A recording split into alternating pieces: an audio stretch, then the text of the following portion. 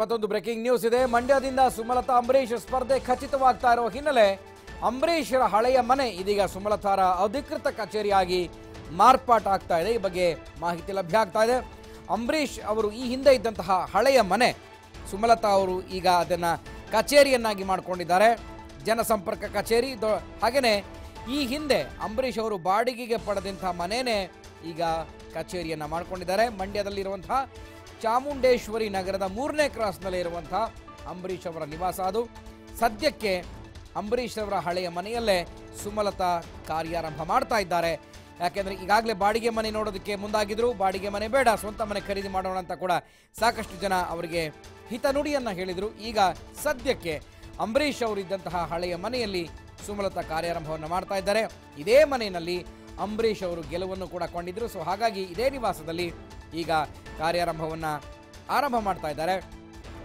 ಸುಮಲತಾ ಅಂಬರೀಶ್ ಮಂಡ್ಯದಿಂದ MP ಕ್ಷೇತ್ರದಲ್ಲಿ ಚುನಾವಣೆಗೆ ಸ್ಪರ್ಧಿಸುವುದು ಖಚಿತ.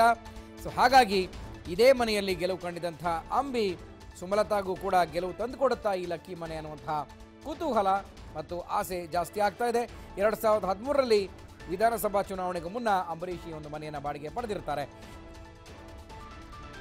ಈ ಬಗ್ಗೆ ಮತ್ತಷ್ಟು ಮಾಹಿತಿಯನ್ನು ನಮ್ಮ ಮಂಡ್ಯ ಪ್ರತಿನಿಧಿ ಮೋಹನ್ ರಾಜ್ ಕೊಡ್ತಾರೆ. ಮೋಹನ್ ರಾಜ್, ಅಂಬರೀಶ್ ಅವರಿಗೆ ಗೆಲುವನ್ನು ತಂದುಕೊಟ್ಟಂತಹ ಮನೆ ಸುಮಲತಾ ಅವ್ರಿಗೂ ಗೆಲುವನ್ನು ತಂದು ಕೊಡ್ತಾ ಒಂದು ವಿಚಾರ. ಅದರ ಜೊತೆಗೆ ಸುಮಲತಾ ಅಂಬರೀಶ್ ಅವರು ಸ್ಪರ್ಧೆ ಖಚಿತ ಆಗ್ತಾ ಇರುವಂಥ ಹಿನ್ನೆಲೆ ಬೇರೆಯವರೆಲ್ಲ ಒಂದು ರೀತಿಯಾಗಿ ಕೈ ಹಿಸಿಕೊಳ್ಳುವಂತಹ ಪ್ರಯತ್ನಗಳು ಕೂಡ ಅಲ್ಲಿ ನಡೀತಾ ಇದೆ. ಸೊ ಎರಡು ವಿಚಾರಗಳ ಬಗ್ಗೆ ಒಟ್ಟಾರೆ ಮಾಹಿತಿ ಏನಿದೆ ಅಂತ?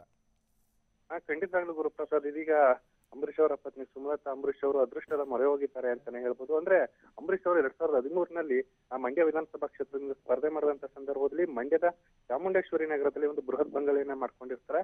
ತಮ್ಮ ಒಂದು ಕಚೇರಿಯನ್ನು ಕೂಡ ಮಾಡ್ಕೊಂಡು ಅದೇ ಒಂದು ಮನೆಯಲ್ಲಿ ಚುನಾವಣೆ ಮುಗಿಯವರೆಗೂ ಕೂಡ ವಾಸವಾಗಿರ್ತಾರೆ. ಅದು ಎಲ್ಲೋ ಒಂದ್ ಕಡೆ ಅಂಬರೀಶ್ ಅವರಿಗೆ ಲಕ್ಕಿ ಆಗುತ್ತೆ. ಮನೆಯಲ್ಲಿ ಅವರು ಮನೆ ಪ್ರವೇಶ ಮಾಡಿದಂತ ಬಳಿಕ ಒಂದು ಭಾರಿ ಅಂತರದಿಂದ ಒಂದು ಚುನಾವಣೆಯಲ್ಲಿ ಸೋತು ಒಂದು ಗೆಲುವನ್ನು ವ್ಯಕ್ತಪಡಿಸ್ತಾರೆ.